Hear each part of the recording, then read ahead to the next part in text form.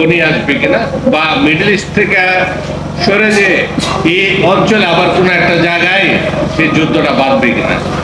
আমি নিশ্চিত না মিয়ানমারের যে জাতিগত যে দাঙ্গা চলছে, এই দাঙ্গা আলটিমেটলি কোন পর্যন্ত যাবে আমরা কিন্তু এটা জানি না। তো এই যে ভোটটা, এই ভোটটার কারণেই আমরা আমাদের নিজস্ব জ্বালানি নিরাপত্তা বা জ্বালানি সার্বভৌমত্ব অর্জনের কোনো বিকল্প নেই, এবং এই সার্বভৌমত্ব অর্জনের প্রধান যে চালিকা শক্তি সেটা হতে হবে আমার নিজস্ব উৎস থেকে, এবং একই সাথে সেটা হতে হবে প্রকৃতি বান্ধব। আমরা প্রায়ই বলি যে নবায়নযোগ্য জ্বালানি মানেই হলো পরিবেশ বান্ধব, প্রকৃতি বান্ধব। এই কথাটা সঠিক। আপনারা জানেন যে পানি বিদ্যুৎ বা যেটা আমরা বলি জলবিদ্যুৎ নামে পরিচিত, এটাকে বলা হয় নবায়নযোগ্য জ্বালানি, কিন্তু এটাকে আসলে পরিবেশ বা প্রকৃতি বান্ধব। আপনি যদি যারা নেপালে গেছেন দেখছেন 50 মেগাওয়াট বা 100 মেগাওয়াট বিদ্যুতের জন্য কিভাবে বিশাল পাহাড়ি নদীগুলি ধ্বংস করে ফেলা হয়েছে। আমার সুযোগ হয়েছিল 24 সালে আমি নেপালে কাঠমান্ডুতে আমি এই যারা নদীর পাড়ে বসবাসকারী হাইড্রো পাওয়ারের তাদের সাথে কথা বলা। তারা আমি বলেছিলাম যে আপনাদের এই নদীর উপরে নির্ভরশীল জীবন হিসেবে বা কৃষিকাজের কি অবস্থা। আমি বললাম বাংলাদেশে তো প্রায়ই শোনা যায় যে আপনাদের নাকি জলবিদ্যুৎ হাজার হাজার মেগাওয়াট জলবিদ্যুতের পটেনশিয়াল আছে এক্সপোর্ট করে। তখন বললো যে কারা বলে, আমরা তো বলি। আমাদের অবস্থা দেখেন, এই যে আমরা 10-20 বছর আগে আমাদের যে ফসলের জমি ছিল এখন সেগুলো মরুভূমি হয়ে গেছে, শুষ্ক হয়ে গেছে। সুতরাং আমরা এটাও জানি কাপ্তাই লেকে যখন হয়েছিল জলবিদ্যুৎ প্রকল্প, তার ক্যাপাসিটি ছিল কত, প্রায় 300 মেগাওয়াট। এখন তো আপনার 50 থেকে 70 মেগাওয়াটের বেশি আপনি রাইসের জন্য পান। সুতরাং মনে রাখতে হবে সকল নবায়নযোগ্য জ্বালানি প্রকৃতি বান্ধব, বা প্রকৃতি বান্ধব জ্বালানি মানেই হলো নবায়নযোগ্য জ্বালানি। এই তত্ত্বটা আমাদের মাথায় যেন থাকে। তারা হলে এই যে আমরা গত অন্তর্বর্তী সরকারের পুরো 1.5 বছর শুনলাম খালি নেপাল থেকে জলবিদ্যুৎ আসতেছে। ওই নেপালের একজন প্রাক্তন মন্ত্রী আসছিল গত বছর, তার সাথে আমি একটা প্যানেল ডিসকাশনে ছিলাম এনার্জি সেক্টর। আমি বললাম আপনার দেশে নাকি বিশাল বিদ্যুৎ আমাদের দেশে এক্সপোর্ট করবে, আমি তো জানি না। তো এই যে বিভ্রান্তিকর তথ্য দেওয়া, এই অন্তর্বর্তী সরকারের যে দায়িত্ব ছিল, আমরা মনে করেছিলাম যিনি অন্তর্বর্তী সরকারের প্রধান উনি 3-0 তত্ত্ব দিয়েছিলেন। 3-0-এর প্রথম তত্ত্বটা ছিল জিরো কার্বন এমিশন। তো ওনার জ্বালানি উপদেষ্টা তার বিপরীত অবস্থান নিলেন, এসেই প্রায় 32টা প্রকল্প 3500 মেগাওয়াটের নবায়নযোগ্য জ্বালানির প্রকল্প বাতিল করলেন দুর্নীতির অভিযোগে। কিন্তু এই প্রায় সেখানে কয়েক বিলিয়ন ডলারের বিনিয়োগ ছিল জমি সহ, কিন্তু এইটাকে আবার এই নবায়নযোগ্য জ্বালানিতে নিয়ে আসার যে প্রক্রিয়া দ্রুত, সেটা উনি করলেন না। উনি করলেন কি, আদানির টাকা কিভাবে দ্রুত তারা পেতে পারে এই ব্যবস্থা করে গেলেন। এই যে বুদ্ধিভিত্তিক দুর্নীতি বাংলাদেশের, আমরা বলি পেশিবাদী শাসনে আমরা সম্পদের অপচয় দুর্নীতি হয়েছে, কিন্তু তার চেয়ে বড় সাপোর্টটা পেয়েছে বুদ্ধিভিত্তিক দুর্নীতির কারণে। যারা ওই সময় গত 15-16 বছর যখন আমাদের বিদ্যুৎ খাতে দুর্নীতির মাধ্যমে রাষ্ট্রকে ফোকলা করে দেওয়া হচ্ছে, তখন আমাদের অর্থনীতিবিদদের একটা বিরাট অংশ যারা এখন আবার বাংলাদেশের বর্তমান সরকারের বিশাল অ্যাডভাইজার হিসেবে দাঁড়াইছে, তারা কিন্তু তথাকথিত উন্নয়নের নেগেটিভ দাঁড় করাইছে। বাংলাদেশ এগিয়ে যাচ্ছে, যখন আমরা ঋণের হারে এদেশের অর্থনীতি এখন প্রায় 112 বিলিয়ন ডলার এখন আমাদের লোন। তো এই যে আমরা এনার্জি সিকিউরিটি বা এনার্জি সভরেনিটির সুযোগ ছিল, যেটা পাকিস্তান দেখিয়েছে। ইউক্রেন রাশিয়া যুদ্ধের পর 2020 সাল থেকে 2025-এর ভিতরে পাকিস্তান প্রায় 30% বিদ্যুৎ এখন নবায়নযোগ্য জ্বালানি থেকে তারা সরবরাহ করতেছে। আমাদের এখানে প্রায়ই শুনি পাকিস্তান একটা ব্যর্থ রাষ্ট্র।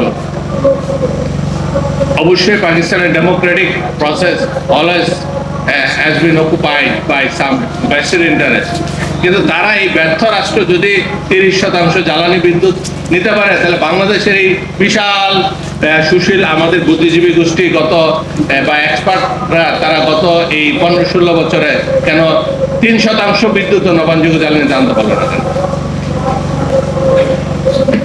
সুতরাং আমি মনে করি যে আজকের যে আলোচনাটার প্রধান আলোচ্য বিষয় সেটা হচ্ছে যে এই যে এবারের ইরান ইউএস এর যুদ্ধ বা কনফ্লিক্ট, ইসরায়েলের সাথে যুদ্ধ আমাদেরকে ক্লিয়ার একটা মেসেজ দিয়েছে।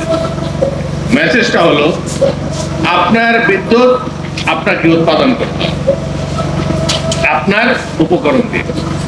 পৃথিবীতে একমাত্র আপনারা যদি শব্দ করেন বা চলাচল করেন তাহলে একটু প্রেজেন্টেশনে ডিস্টার্ব হয়। হ্যাঁ, প্লিজ।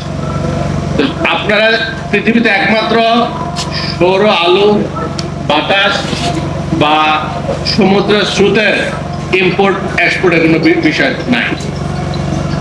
পৃথিবী যতদিন থাকবে সৌর যে আলো দেয় সেটা নিশ্চিতভাবে আপনি পাবেন।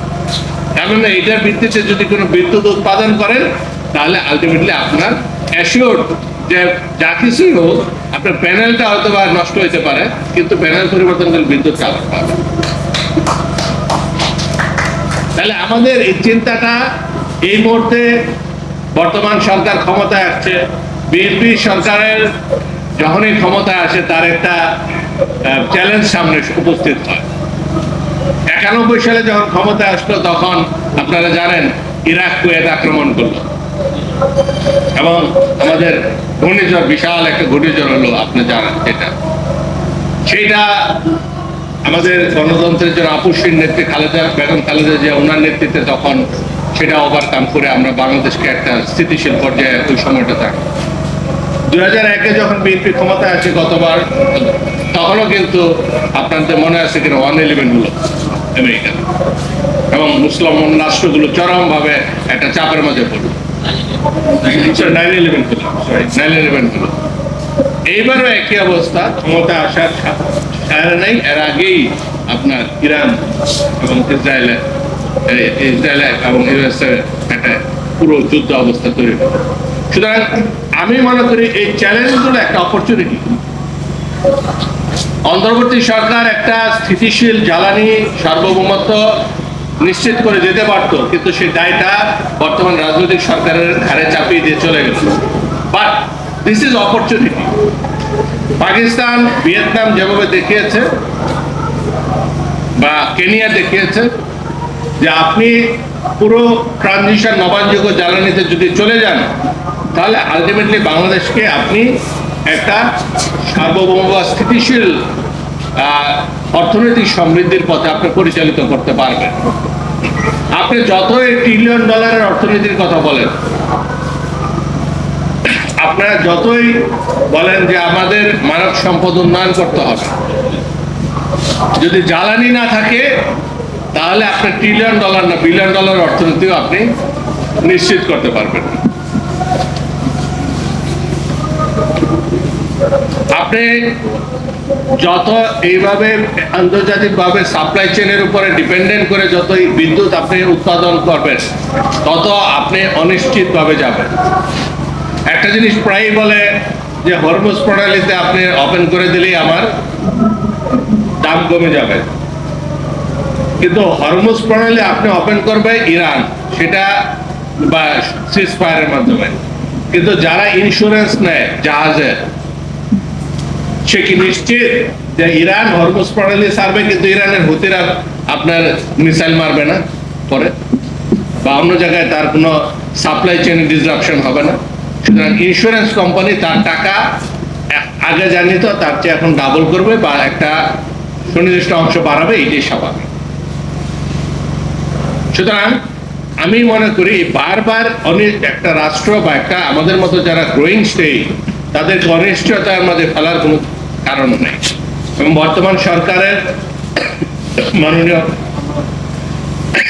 প্রধানমন্ত্রী আছেন, উনি ওনার বাবা এবং ওনার মায়ের লিগাসি ধরে বাংলাদেশকে স্বনির্ভর বাংলাদেশ যদি করতে হয়, তাহলে আমাদের জ্বালানি সার্বভৌমত্বের বিকল্প নেই। এবং সেই জ্বালানি সার্বভৌমত্ব হতে হবে নবায়নযোগ্য জ্বালানিকে, যেভাবে